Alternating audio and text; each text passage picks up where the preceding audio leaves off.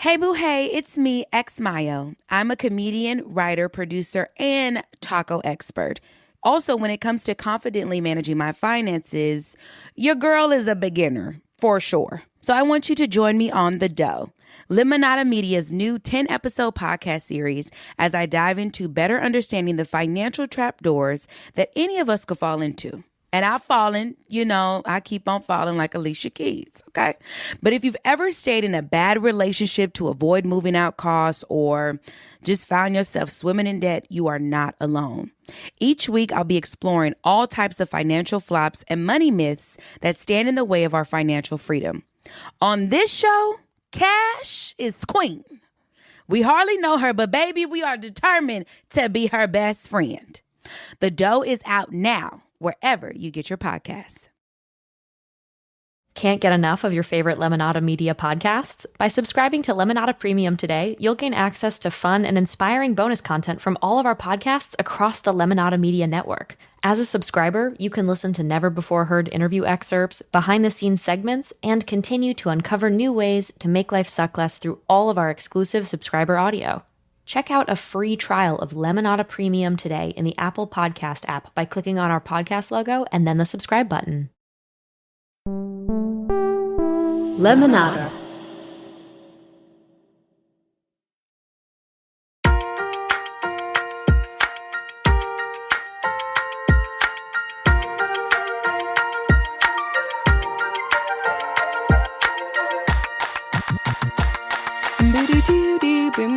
Okay, actually, can you just pretend that you're listening to a fully complete theme song here? I got really in my head, and I tried to make it perfect, and I couldn't. So this is going to be the theme song right here.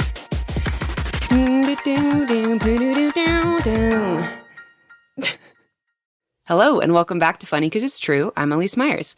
Today's guest is Greta Titelman, who is absolutely crushing it. I'm so grateful to Greta for taking the time to talk to me today about working with friends and the absolute confidence it takes to share a dream with the entire city of Los Angeles. She's a comedian, an actor, writer, and the host of the hilarious podcast, Senior Superlatives on HeadGum. Greta really is the definition of a character actress with truly brilliant singular performances in HBO's Search Party, Norah From Queens, and Los Espookys. You can see her stand up on Comedy Central, and she's starring in the highly anticipated movie Problemista from A24. So 2 things that are funny because they're true. Number 1, Greta and I quickly discovered that we have very similar origin stories with our partners. And number 2, turns out there's different iterations of Hollywood everywhere, like DC. You'll see what I mean. Let's get into it. Okay, Greta, hello. How are you doing? Hi, I'm so good. How are you doing? I am good. I was curious, where are you located right now? Because I thought maybe you were a New York girly, and then I was like, oh my gosh, maybe she's California. I'm in Los Angeles right now. I'm in Los Angeles. I lived in New York for 9 million years, and then I moved to Los Angeles to be sad with my husband, Wait, what? Sad with your husband? I'm saying for me to be sad because I miss New York. And yeah, me and my husband are really sad together. That makes more sense. I was like, I need the tea. What's going on? Did I miss something? No, I moved to LA for my husband. So, okay. Yeah. What was it? Did he have a job here? We were in a little long distance, we were in a long distance romance. And I was like, wait, are you in LA? No, I'm in Nebraska for the same exact reason. So you guys were doing long distance. How did you guys meet? We met because our sisters went to college together. And I was in LA, just like here for work stuff. And I happened to see his sister before coming out on this trip. And she was like, what are you doing in LA? And whatever. And she was like, you should meet my brother. He works at Netflix. So like we joke that we met on a general, even though we didn't, because he wasn't doing anything that could help me, honey. Okay. So, but we did meet in the lobby of Netflix. And then, I invited him to one of my shows, and he famously brought a date to the show that I invited. I mean, it was fine. So he brought a date to a show that you were like, hey, you should come see me perform. Yeah, I did. He did. What did you feel when you saw him on a date? Did you just like see him when you went to go perform? I saw him when I went to go perform, and okay, in full transparency, this is the first time I'm talking about this publicly. In full transparency, when we met, I had a boyfriend. Okay, so he brought a girl to my show knowing I had a boyfriend, but things were like fizzling out with me and my ex-boyfriend. And then I think that weekend, nothing happened between us. We were just like hanging out. And in that weekend, it just kind of like, I like literally just fell in love with him so quickly. And I went back to New York and I immediately was like, broke up with my boyfriend at the time. Did you break up with your boyfriend for your husband, or was it more like I shouldn't be feeling this way about a person while I'm dating somebody, so this isn't right? It wasn't working for a really long time. And then I think after meeting Abe, it just solidified to me what I already knew, which was that I needed to get out of the relationship that I was in. Yeah. So then you went home and you broke up, and then how soon after that did you and Abe start dating? Like right away? I mean, essentially. Like talking. Long distance talking. Yeah, we started talking, and then we probably he didn't like become my boyfriend until like, I don't know, like 3 months after that. Oh my gosh.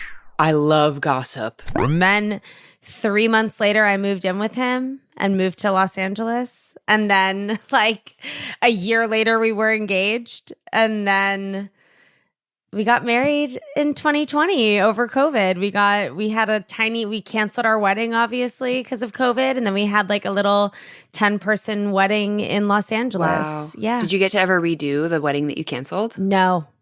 Are you ever going to? I don't know. I'd love. You should have like a celebration or something. I'd love to have a party. I'd love to have a party. But like, I will say, planning a wedding, like the whole thing was planned. Our wedding was supposed to be May 9th of 2020. So like everything was planned. We were all ready to go. And like the fucking blue balls you get of like going through all of the agita of planning a wedding to then not have it.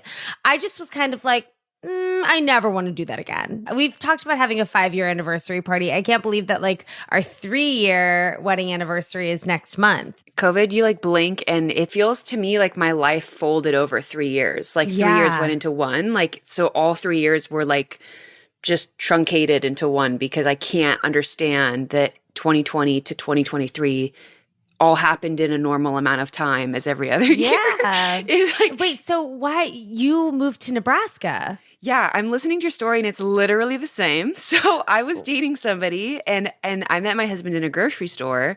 What? All right, so you all know this story, me and Jonas meeting in a grocery store. I'm going to spare you hearing it again, but just so you know, I told her and she was blown away by the similarities. So I moved, and it's like 3 days after I moved. Oh my God. And then married like 7 months later. Wow. So very similar story, like just similar. It's just so crazy to hear like how similar our starts are with our person. But I'm curious if LA feels like home to you now. Oh, where to begin, honey? Well, first of all, this is pretty much a single industry town. So it was really challenging for me to move to a city where every single person shares my dream. Yeah. You know what I mean? And Of being like an actor? Of being an actor, a writer, a comedian, whatever. Just like, it's like you almost get this territorial feeling of being like, but this is my dream. Like, this is my thing. Like, no, you can't all be sitting here wanting to do the same thing that I do. So it was that. It was like a productivity thing where, you know, I am someone that I put a lot of pressure on myself. I am extremely hard on myself. And you know, I think in New York or in a different style of city, I won't just say New York. I'll say a city that you can kind of leave your house and get lost for the day. Yeah. A walkable city is kind of like that. Yeah. It was much easier for me to like put things off is maybe not the right term, but like the things that I would want to do that I didn't get around to do felt less glaring. Whereas like days in LA, days that would go by kind of, I don't want to use the word wasted because that's negative and every day is a day to learn and grow and work. But every day that would go by where like I wouldn't sit down and be doing like hard work, I was like, you're a loser. Like, what are you doing? You know, like outside of like going on a hike and like getting a coffee in LA, like there's not a whole lot to consume your day. So it was that. It was me like, I felt the most insecure I've ever felt moving here. I realized, I mean, and I always knew this, but so much of my self-worth and so much of my value is derived from my work. So moving to a town that also values people for their work and their celebrity and things like that, Yeah. was really hard. Just confirmed things you were like already insecure about, probably. Yeah. And I still grapple with that. Of course, I think everyone does, no matter how successful you are, no matter, I think that's all tethered to being extremely ambitious. So I've had to work a lot on like, it's made me work a lot on myself, which is really good. But this business is hard. That's show business, baby. Literally. It's really interesting because listening to you talk about when you moved to LA, you kind of felt like immediately everyone was your competition. It's really easy for me to sit in Nebraska and feel like there's plenty of room at the table and say that and mean it when I'm not competing in an industry that has a million people that are trying to do what I'm doing. And I can't even imagine, like, it's so easy for me to sit here and be like, yeah, it's like, don't compare yourself. You know what I mean? Because I'm not trying to like act in movies and like do things that like is a very like cool and common like industry standard type of thing in Hollywood. And like for you, I'm just so curious, how do you make friends in that? Well, I'm really lucky that like I started in comedy. Like I'm very lucky that I started in stand-up. And like of my quote unquote like show business friends, but side note, I have a ton of friends that don't work in this industry. But like for my friends, like some of my best friends that work in this business, we all started in comedy. So I think like there's innately a community in that. You know, it's like, it's people in theater will get mad at me for saying this, but like, it's like theater. You know what I mean? It's like, Yeah. Like theater kids, like all together. And it's like, I think it's different when you're pursuing like performance, right? Because it's like, we're seeing each other at theaters, we're seeing each other at venues, we're doing shows with each other. So like, there's this, you're building community and you're building like a support system. So I feel really lucky that my friends came from that. And in terms of like being competitive with my friends, like, I don't know. I think it's almost easier when you're really close with someone or when you're friends with someone because you can see how different you are.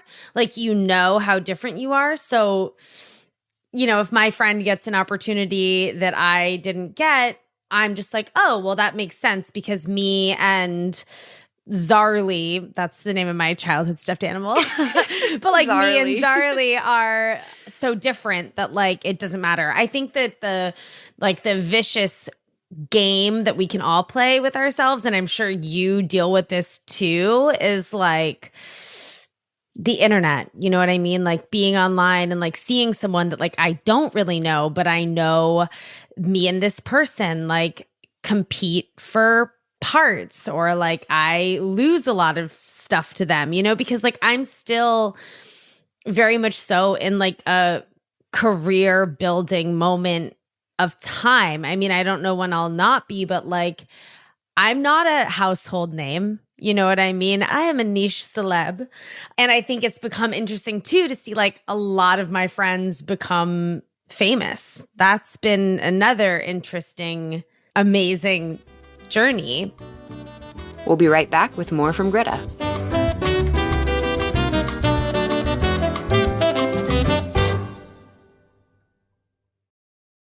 You want to know what's music to my ears? bread bowls. And that brings me to our beloved sponsor, Panera. Whenever I'm not sure what I'm going to do for dinner, but I know I want something nourishing that I'll really enjoy, I pick up Panera on the way home. Plus, with Panera's new Crunch Time feature, Panera will send you a reminder at whatever time you want to order your favorite preset dinner with one easy swipe. It's been an absolute game changer to make sure dinner is taken care of while I'm out running around. I'm going to start with my favorite, their mac and cheese, featuring a creamy, rich blend of cheeses. But I also like to mix it up too, and Panera makes it easy. Sometimes I'll go with their Fuji apple salad with chicken. Or I'll try one of their unbeatably delicious and hearty soups, like their creamy tomato soup. It's a classic, and I have found no soup that pairs better with their warm, fresh bread bowl. And I have done plenty of research, trust me. So order Panera tonight to get a delicious dinner in one easy swipe. Available only in iOS mobile devices. Other restrictions apply. And for more information on Clean, visit panerabread.com/clean. I would love to take a second to tell you guys about Tara, the founder of Dreamland Baby. If you're a fan of this show, then you've heard me talk about Dreamland Baby before, but essentially it's a game changer for any parent with babies. So Tara was a new mom when she founded Dreamland Baby. Essentially, she was so fed up with how few solutions there were out there to help get her baby to sleep that she went out and designed her own, the doctor-approved, award-winning Dreamland Baby weighted sleep sack. She'd go on to be featured in Forbes for it and even make a deal on Shark Tank. So far, she's helped over 500,000 parents out, keeping their baby sleeping soundly and restoring a lot of sleep to them in the process. The sleep sack evenly distributes weight from your baby's top to bottom. Kind of like how weighted blankets help adults sleep, the sleep sack's cover calm technology helps babies unlock deeper sleep too. The sleep sack can be worn 3 ways: both arms in, one arm out, or both arms out. And it's made of 100% soft and natural cotton, super easy to throw in the wash, which is always important. Go to dreamlandbabyco.com and enter my code Elyse at checkout to receive 20% off site-wide and free shipping. This offer is for new and existing customers. That's dreamlandbabyco.com and code Elyse at checkout for 20% off.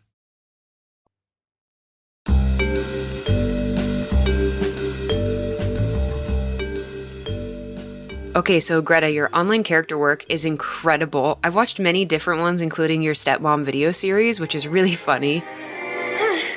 Happy Mother's Day to the real aspirational parents of America, the stepmothers. Though we didn't shoot out those little blood-sucking leeches we've come to know as our stepchildren, doesn't mean we don't work our asses off for them daily.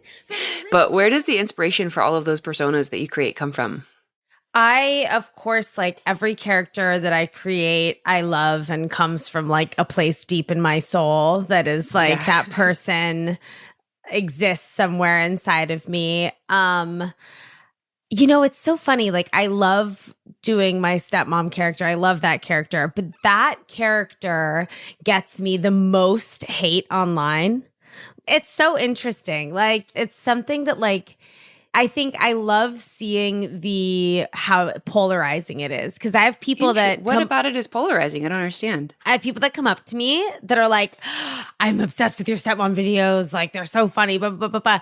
And then I'll have people that like comment, like trolls, being like, this is the most cringe, unfunny thing I've ever seen. Like, of course. Like, go and be like rich alone in your house. And I'm like, please, I'm dying to be rich alone in my house. Like, all that tells me is that I did a really good job making this video, because I'm this like, is a character you clearly don't know. I know.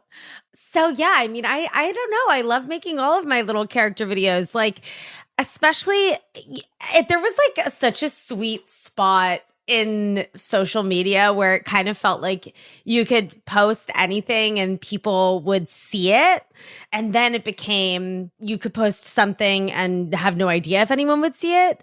So now I think I'm back to just being like, I actually don't care if anybody sees this. Good. Kind of That's to a healthy your place. Yeah, and all that matters is that I laugh. Like, if I think it's funny, then like that's all that I care about. And I know that if I think it's funny, other people will think it's funny too. But I think that like I do think that the internet is dangerous because it's really just like, you know, you kind of allow yourself to be at the mercy of the world in many ways, you know? And I think it's like, to me, it's so different than going and doing like a live show or than being in a television show or than being in a movie or whatever it is. Because with the internet, it's like, It's free. People can stumble upon your content. People can discover it, makes it amazing, but it also just leaves you kind of as like an open target. You know what I mean?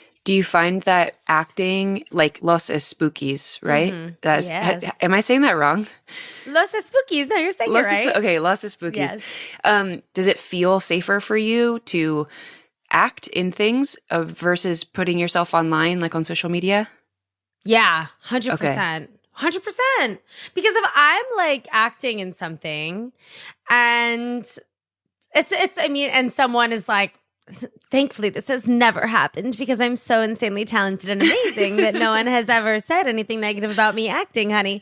But like if someone were to be like, Greta Titelman is so bad in Search Party, I could be like, okay, like that's not my problem. I didn't write it. You know what I mean? Yeah.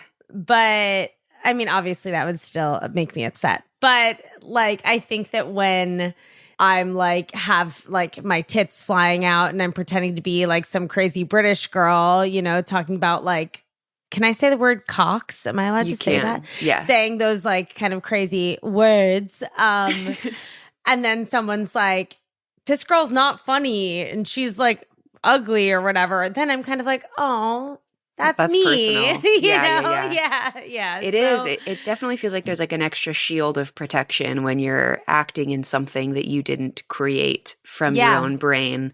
How do you choose which projects to do? Is it a feeling? How do I choose which projects to do? Honey, offer me a project and I'll do it. Oh, okay. You're like, I say yes. That's how I choose the project. How do I choose a project? I say yes. No, I mean, for the most part, I say yes. But I've been so lucky and honestly spoiled that all of the projects that I have been part of have not only been shows that I've like wanted to be a part of or worked with people that I've been dying to work with, but most of the time I'm working with my friends. So like that's been really amazing for me. You know, Julio Torres and Ana Fabrega, who are the co-creators of Los Espookys, I have known them since I started doing stand-up. Julio and I went to the same college, and was so amazing shooting 2 seasons of that show with them. And then I'm in Problemista, Julio's movie that's coming out in August. And I just finished shooting another show with him. So it's kind of like, I feel really, again, going back to like that like community aspect of comedy, I feel really grateful that I've like found my little crew of collaborators and friends, because in this business, like I'm literally looking out at Los Angeles right now and like, she showed me her view of Los Angeles and it was breathtaking.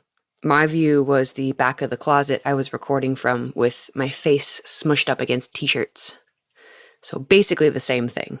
In this city that, you know, I think about people that move here, like from Nebraska, with like truly just like a fucking suitcase and a dream, honey. And I think about those people and I'm like, I really am like, God bless you, because I could not do this if I didn't have my friends. Like I could not, if I didn't have people in my life like cheering me on and like telling, you know, helping fucking fluff my fragile little ego, you know what I mean? I would be really lost. So I'm always just so impressed by people that just have these like unwavering beliefs in themselves. That's really beautiful. All right, we'll take one more break, but more when we come back.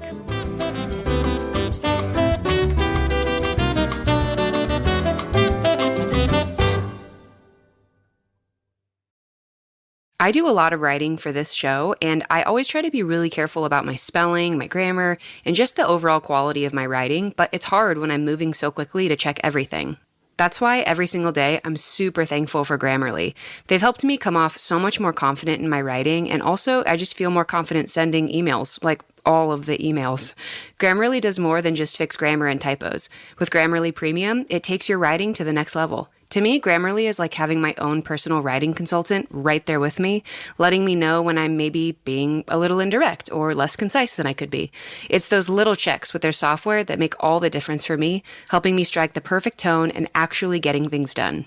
The free version of Grammarly offers instant proofreading with comprehensive spelling, grammar, and punctuation suggestions. They also offer a tone detector, but I recommend the premium version, which offers clarity-focused sentence rewrites. You'll be amazed at what you can do with Grammarly. Go to grammarly.com/podcast to download for free today. That's GRAMMARLY.com/podcast. Say goodbye to those old antacid brands and say hello to Wonderbelly Antacid. If you're like me and get heartburn from basically everything, you're going to love Wonderbelly. I know that for me, heartburn and indigestion can really affect how I'm feeling and even impact what I choose to eat, which is a huge bummer. I want hot sauce, you guys. I need hot sauce. Wonderbelly's chewable antacids instantly get rid of heartburn, acid indigestion, and a sour belly using the same active ingredients as many of the leading brands. Only Wonderbelly doesn't have talc, artificial dyes, artificial sweeteners, titanium dioxide, or GMOs. And they come in these super cute and colorful aluminum bottles. Wonderbelly antacids come in 4 delicious flavors: strawberry milkshake, lemon sorbet, watermelon mint, and fruity cereal. The strawberry milkshake one is my personal favorite. It's an antacid tablet that actually tastes like strawberries blended into vanilla ice cream topped with whipped cream. And it's dairy-free. And as if the flavors weren't enough, listen to Wonderbelly's tagline for this ad: "Let's kick acid." Obsessed. You can get Wonderbelly Antacid at Target or shop on Amazon with code 20ElyseM to get 20% off. That's 20 ELYSEM, all one word, for 20% off on Amazon.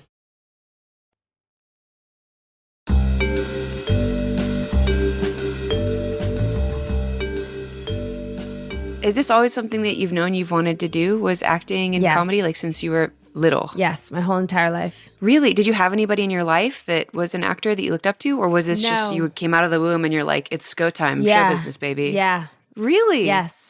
My dad was a lawyer. My mom worked in politics. They both kind of worked in politics. It was, Oh, wow.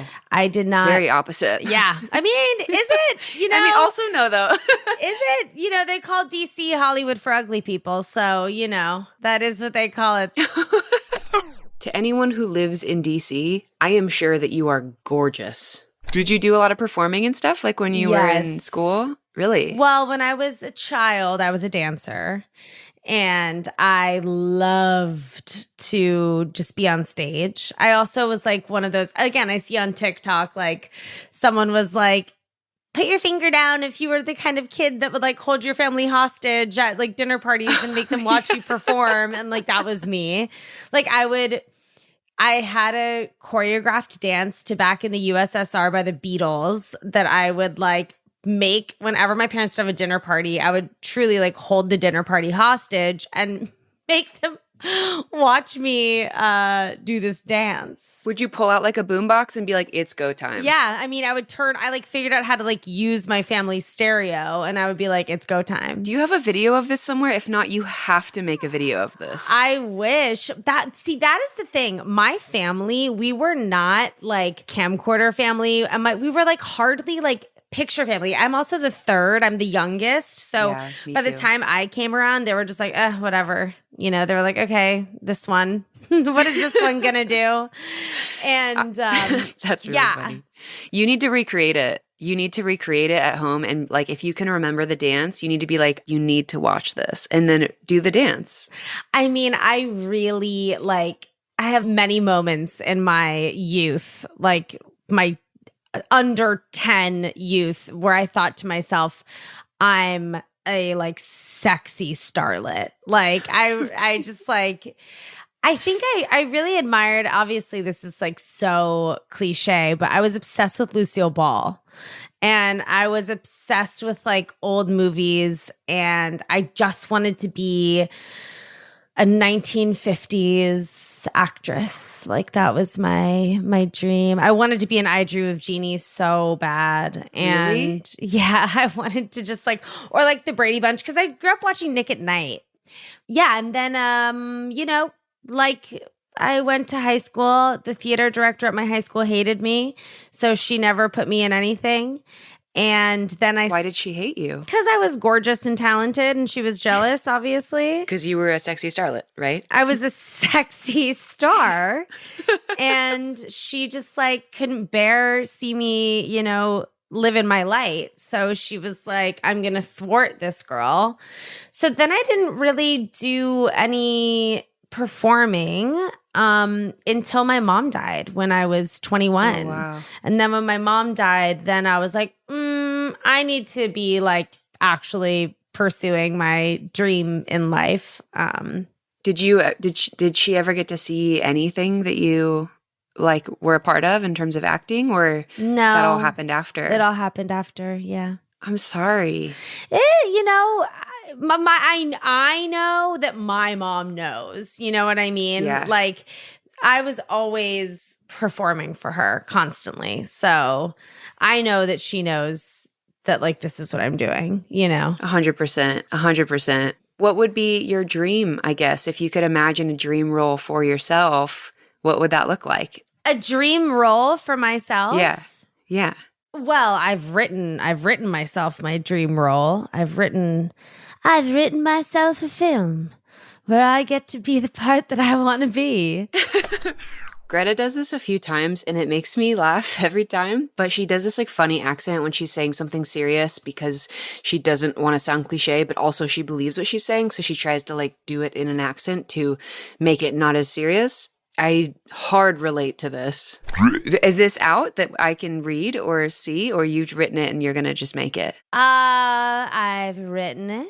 If anybody has, a casual like $3 to $5 million, we will be seeking Super that. cash. And, just because like I'm kind of on my manifestation journey right now, I'm just going to say that yes, honey, you will be able to see the film one day. So I know I will. It's going to be amazing. Yeah. Okay, Greta, thank you so much. This has been so great. Thank you so much. It was so lovely meeting you. And thank you so much for coming on my show. Coming on. This is my show now. You know what? Funny because it's true with Greta. Yeah. Thank you so much for joining us on another episode of Funny Because It's True. You can see Greta in the upcoming movie Problemista, and you can find her on Instagram @GertieBird. Catch you next week. If you want more Funny Because It's True, just subscribe to Lemonada Premium on Apple Podcasts for some exclusive bonus content. Funny Because It's True is a Lemonada Media and Powder Keg production. The show is produced by Claire Jones and Zoe Dennis. Our senior producer is Jamila Zara-Williams, and our associate producer is Oha Lopez. Rachel Neal is our senior director of new content, and our VP of weekly production is Steve Nelson. Executive producers are Stephanie Whittles-Wax, Jessica Cordova-Kramer, Paul Feig, Laura Fisher, Kesla Childers, and me, Elyse Myers. The show is mixed by Brian Castillo and Johnny Vince Evans. Additional help from Noah Smith and Ivan Karayev. Our theme song music was written by me and scored by Xander Singh. Follow Funny Because It's True wherever you get your podcasts, or listen ad-free on Amazon Music with your Prime membership.